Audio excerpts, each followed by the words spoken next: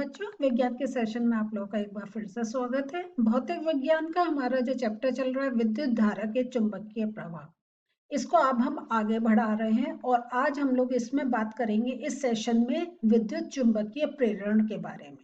कैसे इंड्यूस होता है प्रेरण में, कैसे इंड्यूस अपने आप नहीं लेकिन किसी और की वजह से उसके पास जो कुछ रखा है उसमें कोई करंट बह रहा है या मैग्नेटिक फील्ड डेवलप हो रही है, उसके बारे में हम आज समझेंगे। तो हम लोगों ने अब तक अपने ये कई सेशंस में इसका एक कॉन्सेप्ट लिया और इससे पहले वाले सेशन में हमने विद्युत मोटर का समझा था, जिसमें हमने देखा था कि कैसे जब हम इलेक्ट्रिक करंट पास कर रहे थे तो इलेक्ट्रिकल एनर्जी मैकेनिकल एनर्जी में चेंज हो रही थी। ठीक है, अब आज जो हमारा टॉपिक है वो विद्युत चुंबकीय प्रेरण मींस कैसे इलेक्ट्रिसिटी आप एक अगर हम कहें तो वो कैसे एक जनरेट हो सकती है अगर हम कोई ऐसा मैग्नेटिक फील्ड में कुछ चेंजेस लेकर आए।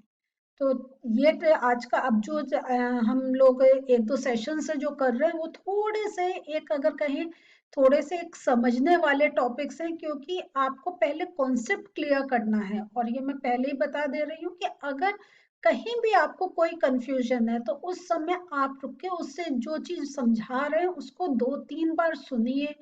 आपको अभी मैं कहीं अपने हल्के से नोट्स दे रही हूँ, कहीं आपकी बुक में जो बहुत अच्छी तरीके से दे रखा है उसको ही इसमें सामने डाल रही हूँ कि आपको समझ पढ़कर अगर आप समझ सकते हैं उसको पढ़ के और जो हम समझा रहे हैं दोनों को मिला के समझ सकें तो इन कॉन्सेप्ट्स को समझिए।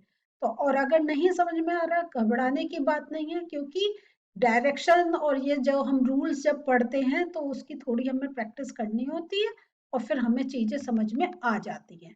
तो चलिए आज का टॉपिक स्टार्ट करते हैं, लेकिन स्टार्ट करने से पहले एक रिकैप करते हैं। हमने इससे पहले वाले सेशन में क्या देखा था, क्या होता है। हम लोगों ने ये चीज समझी थी कि अगर हम कोई भी अगर करंट पास कर रहे हैं किसी भी एक चुंबकीय क्षेत्र में और वो जो है वो चुंबकीय क्षेत्र और जो करंट है वो एक दूसरे के क्या है, परपेंडिकुलर है, ठीक है, लंबवत है, तो एक फोर्स कार्य करता है। और वो जो फोर्स जो बल वो जो कार्य उसका कार्य क्या होता है, वो जो मशीन होती है वो जो पार्ट होता है उसको टर्न करने की। और क्योंकि हमारा कोई भी मोटर कुछ भी है, मेन हमारा क्या हो रहा है, मैकेनिकल एनर्जी कैसे आ रही है जब कोई चीज टर्न होती है। तो ये हम लोगों ने लेफ्ट हैंड रूल से देखा था कि अगर करंट का नीचे डायरेक्शन और जो हमारा ये जो है मैग्नेटिक फील्ड जिसको हम बी से शो कर रहे हैं, इसका एक ऐसे डायरेक्शन है तो फोर्स ऊपर की तरफ, और वही अगर करंट ऊपर की तरफ का डायरेक्शन है और मैग्नेटिक फील्ड इस डायरेक्शन में है तो फोर्स नीचे लगेगा। तो इसको हम ऐसे, ये देखिए इस टाइप से हम उंगली रखकर बताते हैं। तो हम इसको अगर आपको डिफिकल्टी लगती है लर्न करने में तो हम इसको FBI ऐसे भी लर्न करते हैं, F for force, B for magnetic field and I for current. और ये याद रखें कि मैग्नेटिक फील्ड और करंट जो होता है वो 90 डिग्री पर होता है। तो यहाँ पे अगर करंट नीचे मैग्नेटिक फील्ड ये है तो फोर्स ऊपर, और इसी को अगर हम उल्टा कर दें, करंट ऊपर है मैग्नेटिक फील्ड ये है तो फोर्स नीचे। तो ये आप बार बार अपनी ऐसे हाथ को रखकर देखें, ये सामने पिक्चर भी आपके हैं, बुक्स में भी है, आपको जहां से हेल्प मिले, लेकिन इसकी प्रैक्टिस तो आपको खुद करनी होगी। बस FBI याद कर लीजिए, आपका लर्न होता चला जाएगा।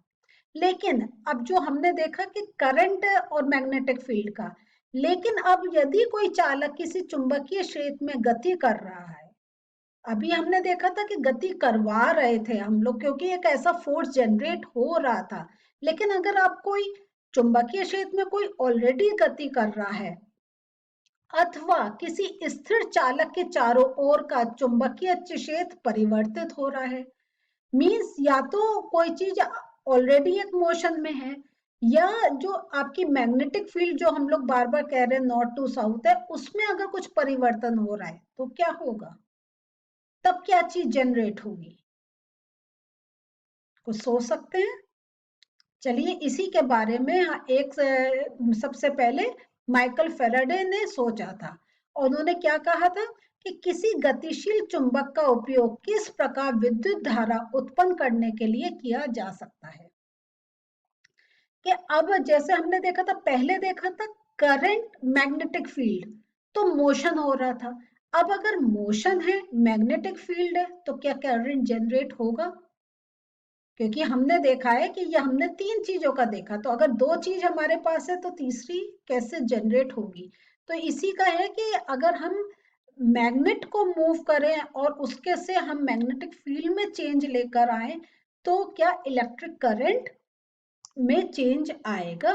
तो इसी को समझने के लिए क्या करा, एक एक्सपेरिमेंट है, उसमें हम लोगों ने क्या करा है, एक हमने एक आप एक बेस ऐसे बनाया है, आप कार्डबोर्ड का बना सकते हैं या जैसे मैंने कहा था कि सॉफ्ट आयरन कोर का भी हो सकता है। और इस पे हम लोगों ने क्या करा कि ये तार जो कंडक्टिंग वायर है, एक कुंडली ऐसे बना दी और इसको एक गैल्वेनोमीटर से हमने ज्वाइन कर दिया। गैल्वेनोमीटर आप जानते हैं कि करंट डायरेक्शन को बताता है, ठीक है। अब हम लोग क्या करते हैं,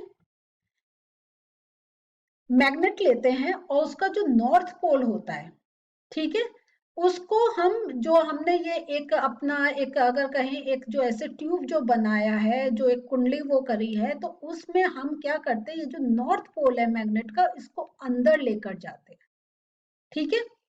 और फिर क्या होगा, आप क्या सोचते हैं, जब हम मैग्नेट को अंदर लेकर गए, इसमें कोई चेंज आएगा गैल्वेनोमीटर में?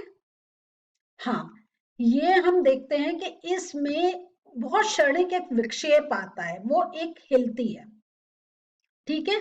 और ये अगर हम दें कि ये दाईं ओर मुड़ी, अब हम लोग क्या करते हैं, कुंडली ए बी में, तो इसके इससे पहले मैं आपको एक बात बताना चाहूंगी, तो ये जो एक हिली, तो ये क्या बताती है, ये बताती है कि कुंडली ए बी में विद्युत धारा की उपस्थिति का वो संकेत देती है। क्योंकि अगर इसमें करंट नहीं फ्लो हुआ तो ये हिलेगी नहीं। तो मींस जब हमने मैग्नेट को मूव करा, ये आपके कंडक्टिंग वायर के थ्रू, तब क्या हुआ कि हम इसमें एक इलेक्ट्रिक करंट जनरेट हुआ, एक इलेक्ट्रिक करंट बना, ठीक है। तो और देखिए वही मोशन, तो ये जो हम कह रहे हैं अंदर करा, तो वही कि एक आपका वो है कि आपका एक मैग्नेट है और वो आपके किसी एक इलेक्ट्रिक उसमें वो मूव कर रहा है, तो इसका मतलब जब वो है तो उसमें मैग्नेटिक फील्ड जनरेट हो रही है, मोशन हो रहा है। तो जब दो चीजें हो रही हैं और पास में कंडक्टिंग वायर है, तो वो उसमें कोई करंट जनरेट हुआ है। और वो इसलिए हम कंफर्म कर रहे हैं क्योंकि जो गैल्वेनोमीटर है उसकी सुई वो थोड़ा सा विक्षेप दिखाती है। और अब क्या करते हैं हम लोग, जैसे ही चुंबक की गति हमारी समाप्त होती है, हम चुंबक को वो मूव करना रोकते हैं, हम ये देखते हैं ये शून्य पर आ जाती है, ये इसका मतलब है अब कोई करंट नहीं जनरेट हो रहा क्योंकि मूवमेंट नहीं है। अब हम लोग क्या करते हैं, ये जो हमारा मैग्नेट जिसको अभी हम अंदर की तरफ लेकर घुमा रहे थे, अब हम इसको दूर ले जाते हैं। तो जब हम दूर ले जाते हैं तब हम क्या देखते हैं, ये जो गैल्वेनोमीटर की सुई है ये अब दूसरे डायरेक्शन में विक्षेप दिखाती है।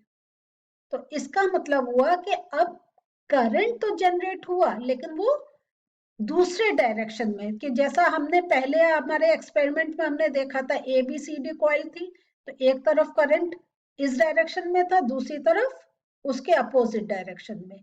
तो अब ऐसे जब हमने मैग्नेट को इस डायरेक्शन में लेके जा रहे थे तो विक्षेप हमारा राइट हैंड साइड जा रहा था, जब दूर लेकर जा रहे तो विक्षेप लेफ्ट हैंड साइड। तो इसका मतलब है कि मैग्नेटिक फील्ड में जो का जब हम डायरेक्शन चेंज कर रहे हैं तो करंट का डायरेक्शन में भी कुछ एक चेंज आ सकता है। तो ये मैं आपको गैल्वेनोमीटर दिखा रही हूँ, ये हम लोगों ने ये जब से चैप्टर स्टार्ट करा इसमें मैंने एक जगह और आपको दिखाया था। तो ये हमें बताता है करंट के प्रेजेंस के बारे में। तो ये एक छोटा सा है, तो कोई बच्चा भूल गया हो तो ये गैल्वेनोमीटर है।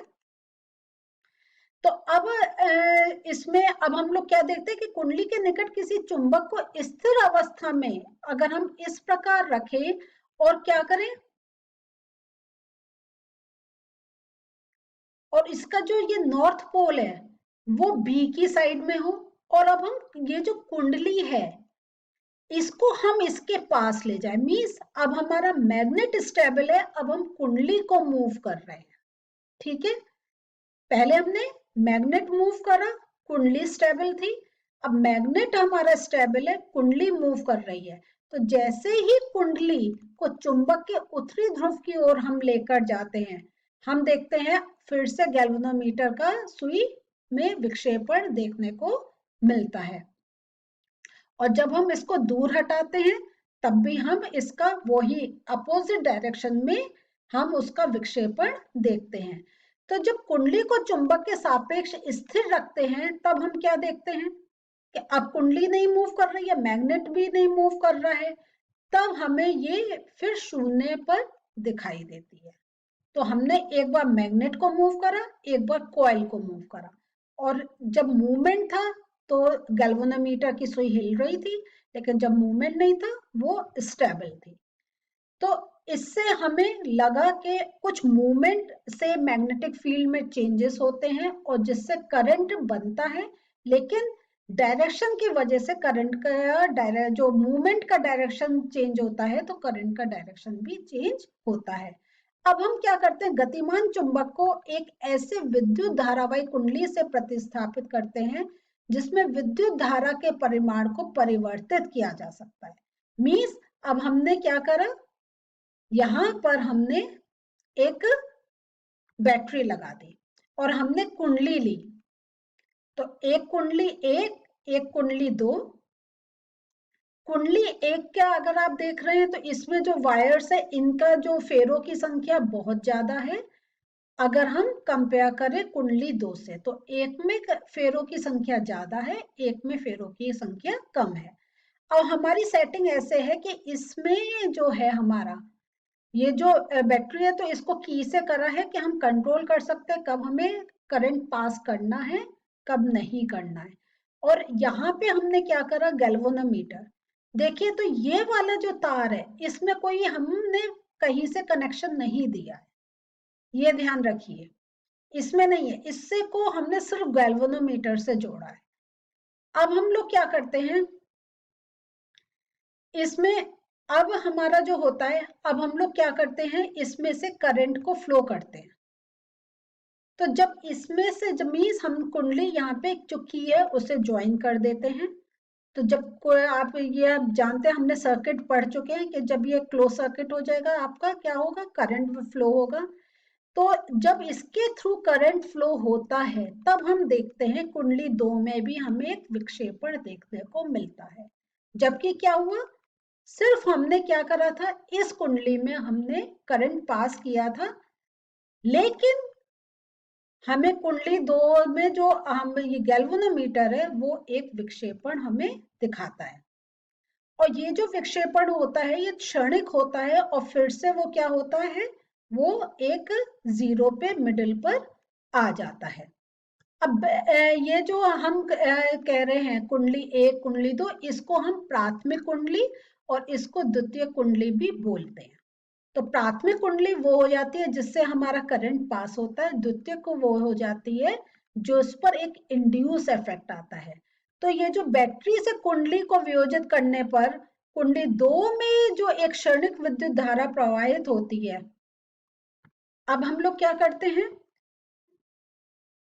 अब हम लोग ये जो बैटरी से कुंडली को हम वियोजित करते हैं और इसमें तब हम देखते हैं कुंडली दो में जो होता है एक क्षणिक विद्युत धारा फ्लो होती है। लेकिन अब क्या होता है, इसकी जो डायरेक्शन, जो आपका जो गैल्वेनोमीटर का जो सुई का डायरेक्शन है वो अब जिस डायरेक्शन में वो पहले गई थी उससे अपोजिट डायरेक्शन में होता है। तो ये अब हम लोग ये देखते हैं कि ये जो हमने सारी एक्टिविटीज करी कि जब कुंडली के थ्रू हमने करंट फ्लो करा और फिर हमने विक्षेपण हमने देखा गैल्वेनोमीटर में कुंडली 2 या द्वितीय कुंडली में, तो हम ये जो हमने क्रियाकलाप करे, इससे हम ये कह सकते हैं कि जैसे ही कुंडली 1 में हमारा इलेक्ट्रिक करंट विद्युत धारा स्थायी होती है, तो कुंडली 2 में संयोजित गैल्वेनोमीटर में कोई भी हमें विक्षेप देखने को नहीं मिलता है। तो इन सब से हमारा क्या एक निष्कर्ष निकल रहा है कि वो निष्कर्ष ये है कि जब भी कुंडली 1 में आपकी वे जो इलेक्ट्रिक करंट फ्लो हो रहा है उसके परिमाण में परिवर्तन होता है, तो कुंडली 2 में एक विभवांतर उत्पन्न हो जाता है। आप ये जानते हैं कि करंट फ्लो जब होता है तो हमारा क्या होता है, पोटेंशियल डिफरेंस की वजह से होता है विभवांतर जब होता है। आपको अगर इलेक्ट्रिसिटी का जब हमने टॉपिक कर रहा था, मैंने आपको तब ये समझाया था कि जैसे हमारे दो हमने कंटेनर लिए हैं, एक में पूरा पानी भरा है, एक में नहीं है, और वो अगर दोनों ज्वाइन है तो तभी उसमें से पानी फ्लो होगा जब उनका लेवल में डिफरेंस होगा। तो ऐसे ही जब एक इलेक्ट्रिसिटी में विभवांतर क्रिएट हो जाता है, एक के पास ज्यादा एक के पास नहीं, तो वो जो एक विभवांतर क्रिएट होता है तो इलेक्ट्रिक करंट का फ्लो होता है। और इसमें एक बहुत इंपॉर्टेंट बात है जो मैंने आपको इसलिए हाईलाइट करके बताई है कि जैसे ही प्राथमिक कुंडी में प्रवाहित विद्युत धारा में परिवर्तन होता है, इसका चुंबकीय क्षेत्र भी परिवर्तित होता है। अब हम कॉन्सेप्ट को समझ रहे हैं कि जो विक्षेपण हमने द्वितीय कुंडली में देखा वो क्यों हो रहा था, क्योंकि जब हम करंट पास कर रहे थे तो वो क्या हो रहा था, उसमें जो हमारा करंट में जब हम डिफरेंस लेकर आ रहे थे तो उसके मैग्नेटिक फील्ड में भी डिफरेंस हो रहा था। और इस कारण जो हमारी सेकेंडरी कुंडली द्वितीय कुंडली थी उसके चारों ओर जो उसकी जो अपनी एक चुंबकीय क्षेत्र की जो रेखाएं बन थी, जो वो था, वो उनमें भी क्योंकि एक पास के उसमें हुआ तो उनमें भी प्रेरित एक डिफरेंस क्रिएट हो जाता है। और वो जो होता है उसको हम प्रेरित विद्युत धारा उत्पन्न होने का वो एक कारण होता है, क्योंकि मैग्नेटिक फील्ड में जब डिफरेंस हुआ तो मैग्नेटिक फील्ड में डिफरेंस होने के कारण ही आपका करंट जो एक विभवांतर डेवलप हुआ और करंट फ्लो हुआ। तो ये एक बहुत इंपॉर्टेंट पॉइंट है, तो इसको आप चाहें तो धीरे धीरे भी पढ़ के ये लाइंस को समझिए कि इस कारण द्वितीय कुंडली के चारों ओर की चुंबकीय क्षेत्र रेखाएं भी परिवर्तित होती हैं।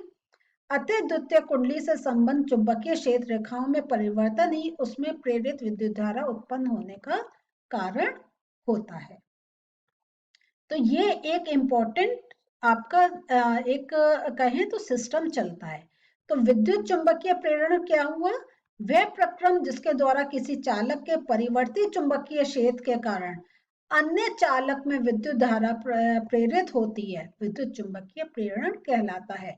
मीन्स प्रेरित हो रही है, उसको मिल नहीं रही है, वो उसका एक इंड्यूस इफेक्ट आ रहा है। जैसे आप इसको ऐसे कह सकते हैं, आपका आइसक्रीम खाने का मन नहीं है लेकिन सामने वाला खा रहा है, आपको पसंद है तो आपको एक इच्छा हो जाती है कि आप खाएं, जबकि आपको उस समय अगर देखें ना भूख है कुछ नहीं है, लेकिन सामने का जब कुछ ऐसा होता देखते हैं तो हम अपने अंदर भी चेंज ले आते हैं। तो ऐसे ही जब एक जगह की मैग्नेटिक फील्ड में डिफरेंस हुआ तो उससे दूसरा में चेंज होता है और विभवांतर क्रिएट होके एक करंट फ्लो होने लग जाता है। जब कुंडली की गति की दिशा चुंबकीय क्षेत्र की दिशा के लंबवत होती है। अब एक और इम्पोर्टेंट पॉइंट कह रहे हैं, अब हमने देखिए जब हम कह रहे हैं गति की दिशा, जो गति है और चुंबकीय क्षेत्र की दिशा, अब ये जो होती है तब क्या होता है, कुंडली में एक प्रेरित विद्युत धारा अधिकतम होती है। और इसको अब इसका डायरेक्शन क्या होगा, इसके लिए हमारा एक और राइट हैंड रूल आ जाता है। उसमें देखिए अगर चुंबकीय क्षेत्र ऐसे है और चालक की गति ये है, तो ये दोनों अगर परपेंडिकुलर है तो ये चालक की गति है, ये चुंबकीय क्षेत्र है। ये जब दो आपको एक परपेंडिकुलर हो जाते हैं तो आपके चालक में ये विद्युत धारा का डायरेक्शन आ जाता है। तो ये आपका राइट हैंड रूल आ गया। हमने पहले लेफ्ट हैंड रूल करा था जिसमें एफवीआई की बात करी थी, अभी आपका राइट हैंड रूल आ गया और इससे हम पता लगाते हैं कि जो करंट का डायरेक्शन होगा वो किधर होगा, कि अगर चालक की गति और चुंबकीय क्षेत्र एक दूसरे के परपेंडिकुलर हो। तो बस आप इसकी प्रैक्टिस करें, हर टाइप से आप करंट, वो चुंबकीय क्षेत्र अगर आपका इस डायरेक्शन में है तो आप हाथ ऐसे रखेंगे, तो आप बस ये देखिए, तो आप अपने ऐसे उंगली रख रख के इसकी प्रैक्टिस करें और तब आपको डायरेक्शंस पहचानने में बहुत इजी हो जाएगा। तो आज हम लोगों ने क्या पढ़ा, थोड़ा सा सेशन लंबा हुआ, लेकिन ये बहुत इंपॉर्टेंट पॉइंट्स हैं कि कैसे एक करंट इंड्यूस होता है जब मैग्नेटिक फील्ड में डिफरेंस आता है। और एक हमने राइट हैंड रूल से ये देखा कि जब हमारा मोशन एक डायरेक्शन में है, चुंबकीय क्षेत्र एक डायरेक्शन में है, तो करंट का क्या डायरेक्शन होगा। तो अब आपने left hand rule, right hand rule दोनों समझ लिए, कंफ्यूज नहीं करें, दोनों को अपने आप कैसे अपने हाथ रख के उसको पहचाने या पिक्चर कुछ बना के करें। आप देखें कैसा बेस्ट मेथड आपको समझ में आता है, वो फॉलो करके सबसे पहले इन दो को पक्का करें और फिर कॉन्सेप्ट को। तो अगले सेशन में अभी और चीजें समझने की है, मिलते हैं अगले सेशन में, बाय।